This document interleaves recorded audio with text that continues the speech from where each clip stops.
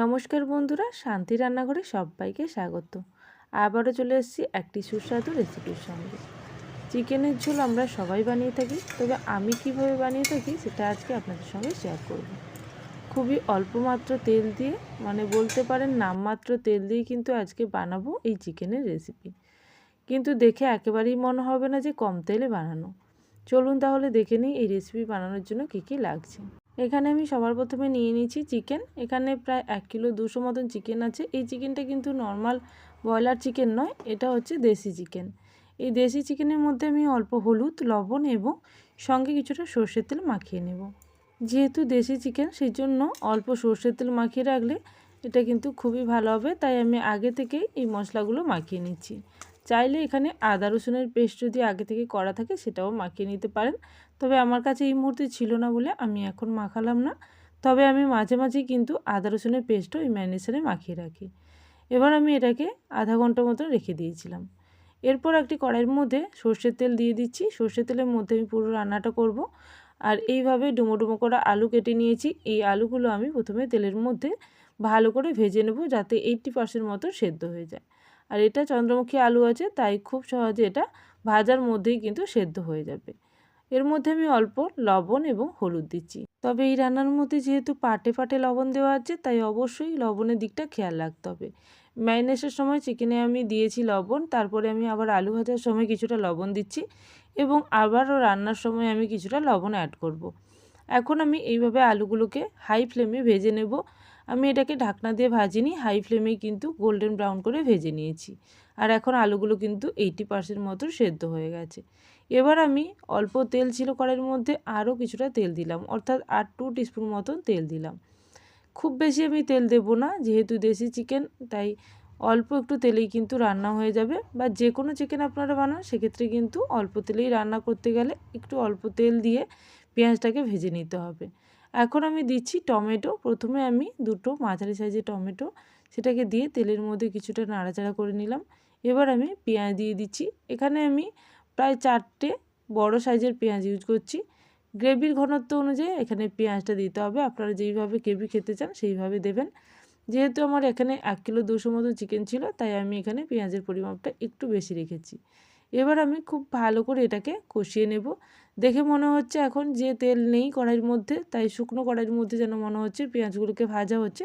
তবে কিছুক্ষণের পরেই দেখবেন এই পেঁয়াজগুলোও কিন্তু খুবই সফট হয়ে যাবে। এখন আমি লবণ এবং হলুদ দিলাম, তবে খুবই অল্প, যাতে পেঁয়াজটা কিছুটা নরম হয়, সেই জন্যই কিন্তু আমি এখানে অল্প লবণ দিলাম। এবার ঢাকনা দিয়ে গ্যাসের ফ্লেম স্লো করে পেঁয়াজটাকে কিছুটা টাইম দেবো, যাতে পেঁয়াজটা অনেকটা সফট হয়ে যায়।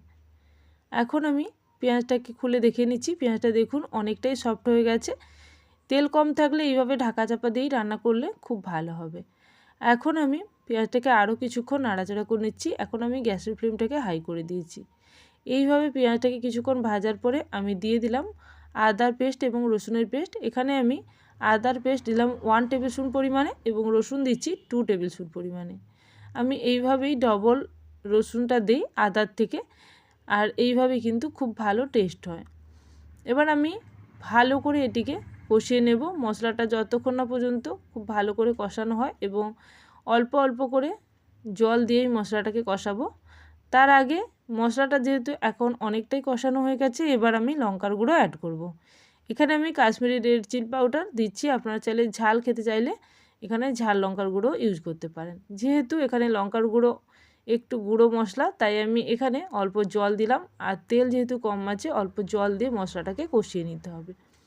এবার আমি আরও 5 মিনিট মতন মশলাটাকে মিডিয়াম ফ্লেমে কষিয়ে নিয়েছি।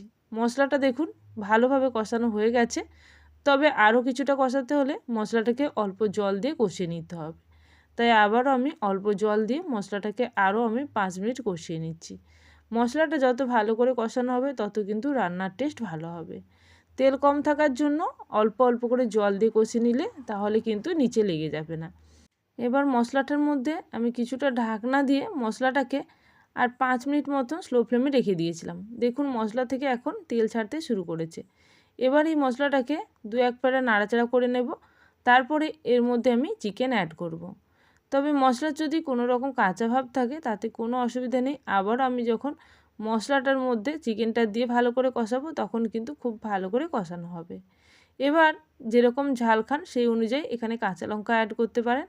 আমি এখানে দুটো বড় সাইজের কাঁচা লঙ্কা কুচি করে নিয়ে দিয়েছি এবং নাড়াচাড়া করে নিয়ে তারপরে আমি ম্যারিনেশন করা চিকেনটা দিয়ে দিলাম। চিকেনটা দেওয়ার পরে আবারও খুব ভালো করে কষাতে হবে। এই কষানো প্রায় 15 থেকে 20 মিনিট ধরে কষাতে হয় এবং গ্যাসের ফ্লেম এই অবস্থায় সম্পূর্ণরূপে হাই থাকে। হাই ফ্লেমে আমি 5 মিনিট কষিয়ে নিয়েছি। দেখুন এইভাবে কিন্তু জল ছাড়তে শুরু করেছে। লো ফ্লেমে কষালে কিন্তু অনেক জল বেরিয়ে আসবে, তাতে কিন্তু মশলা এবং চিকেন কষানো হবে না। তাই হাই ফ্লেমে অবশ্যই কষাতে হবে, অনবরত নাড়াচাড়া করে। হাই ফ্লেমে যখন কষাবেন অবশ্যই কিন্তু খেয়াল রাখতে হবে যাতে মশলাটা নিচে না লেগে যায়, তাই ভালো করে নাড়াচাড়া করতে হবে। এখন প্রায় 10 মিনিট পরে দেখুন তেলটা কিন্তু সেপারেট হতে শুরু করেছে চিকেন থেকে। আর কিছুক্ষণ নাড়াচাড়া করার পর দেখবেন তেলটা কিন্তু সাইডে এইভাবে বেরিয়ে আসছে, তার মানে চিকেনটা প্রায় কষানো হয়ে গেছে। তবে আমি এখনও পর্যন্ত আরও 5 মিনিট মতো কষাবো। যখন চিকেনের কালার একটু কালচে আসবে তখন কিন্তু কষানো অফ করে দিয়েছি এবং সাইডে গরম জল করে রেখেছিলাম, সেই গরম জল পরিমাণ মতো দিলাম। এখানে যেভাবে আপনারা ঝোল খেতে চান বা গ্রেভি খেতে চান সেই অনুযায়ী কিন্তু জলের পরিমাপটা দেবেন এবং চিকেনটাও কিন্তু এই জলের মধ্যে সেদ্ধ হবে।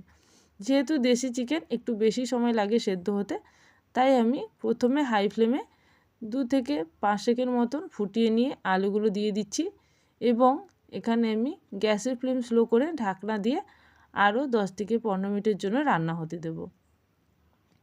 আলুগুলো দেওয়ার পরে ভালো করে মিশিয়ে নিয়ে এবার আমি ঢাকনা দিয়ে এটিকে রান্না হতে দেবো স্লো ফ্লেমে। হাই ফ্লেমে এতক্ষণ ছিল, আমি গ্যাসের ফ্লেম এখন স্লো করে দিয়ে রান্না করে নিয়েছি প্রায় 15 মিনিটের মতো। 15 মিনিটের পরে আমি ঢাকনা খুলে দেখিয়ে দিচ্ছি। দেখুন কীরকম দেখতে হয়েছে। মনে হচ্ছে অনেক বেশি তেল দিয়ে রান্না করেছি, তবে আপনারা তো দেখেছেন কতটা তেল দিয়ে আমি রান্না করেছি। দেখতে এরকম মনে হলেও খেতে কিন্তু একেবারে লাইট হয়। একেবারে শেষে যেহেতু শীতকাল চলে এসেছে, এবার ধনেপাতা অল্প পরিমাণে ছড়িয়ে দিয়ে গ্যাসের ফ্লেম অফ করে দিচ্ছি। তাহলে বন্ধুরা রান্নাটা ভালো লেগে থাকলে অবশ্যই কমেন্ট সেকশানে জানাবেন।